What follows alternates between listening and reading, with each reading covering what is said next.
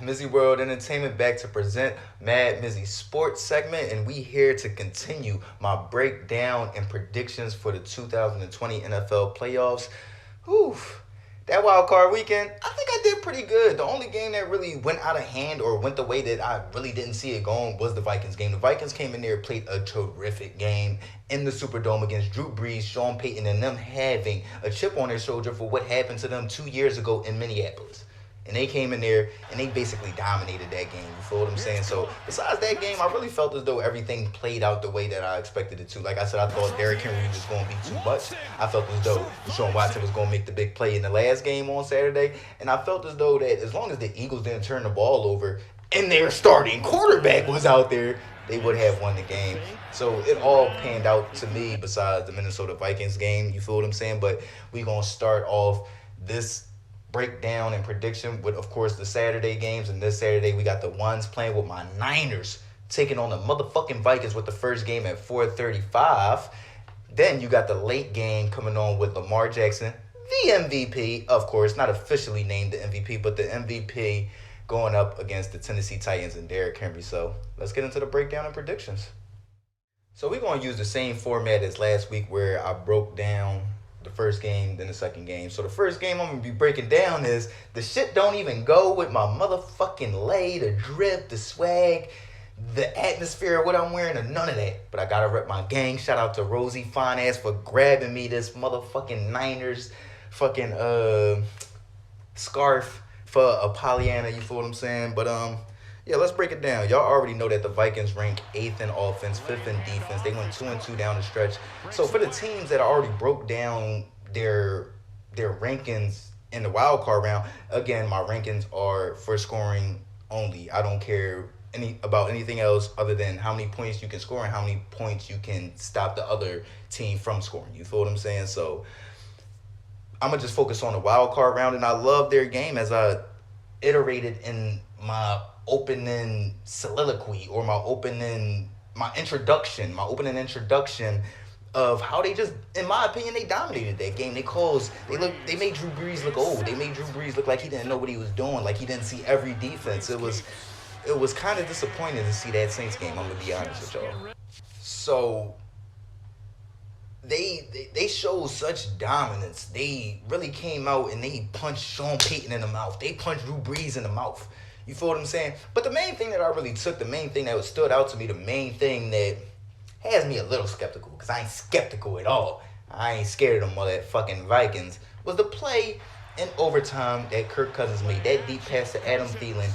It seemed like it completely took that monkey off his back, but that monkey is never off your back till you get that jewelry, till you get that Super Bowl ring. You feel what I'm saying? So it did have me a little skeptical as how well Kirk Cousins played. He made the plays when they were presented to him, but I feel as though that monkey is just not completely off his back yet.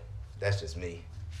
Now to break down my San Francisco 49ers, we come in with the second-ranked offense, the third-ranked defense. You feel what I'm saying? I think we 7th in turnovers. Not really sure. We went 3-1 down the stretch. Only loss coming to the Falcons on the last-minute play. The thing that I loved about our last 4 games down the stretch, they were all close games. No game was decided by more than 7 points.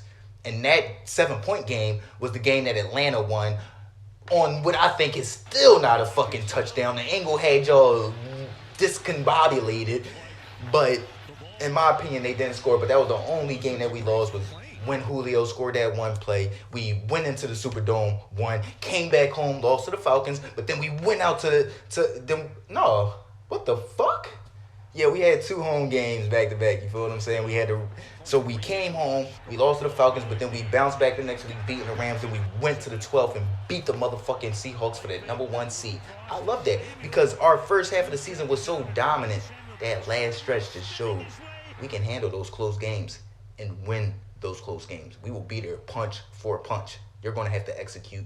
You will have to win. We're not going to give you those games, and I love that. Now on to the prediction. Man, I feel very, very confident for one reason. We got that bye, and we're getting healthy. Saw already a check. Quan Alexander coming back. Oh my God. They saying D Ford gonna come back. Oh my God. So you telling me we gonna have Joey Bosa on one side, then D Ford on the other side again, like how we was dominating people earlier in the year when we beat on the Packers? Oh my fucking God.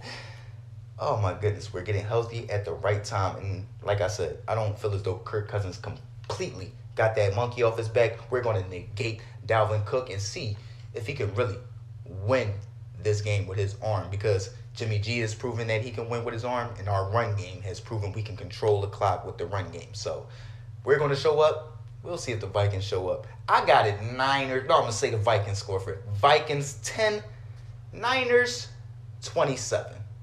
Yeah, that's my prediction for the Niners-Vikings game. Let's move on to the Ravens-Titans game. So let's move on to the last game for Saturday night, and that is the Titans at the Baltimore Ravens. And let's start off with the Titans first. Y'all already know that the Titans are, I'm not going to say at the middle of the pack, but they're right at the cusp of the top 10 for every major statistical category, but for the most important statistical categories on offense and defense. Offense being ranked number 10 in scoring, and defense being, I think, ranked number 11 in scoring or points allowed. So they're right in the middle of the pack. So let's really break down their wild card win against the New England Patriots. I feel as though it was a good win, but it was a lot left on that field.